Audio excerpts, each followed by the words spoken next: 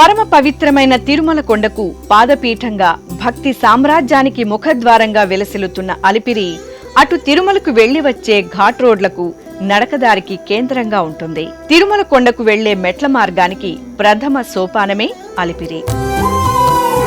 పాదాల మండపానికి సమీపంలో పశ్చిమాభిముఖంగా శ్రీ లక్ష్మీనారాయణ స్వామి ఆలయం నెలవై ఉంది. టీటీడీ ఆధ్వర్యంలో నిర్వహింపబడే ఈ ఆలయం శ్రీ వైష్ణవ సంప్రదాయానికి మూలస్తంభమైన అష్టాక్షరి మంత్రజప సిద్ధికి అనువైన ప్రదేశంగా విరాజిల్లుతోంది.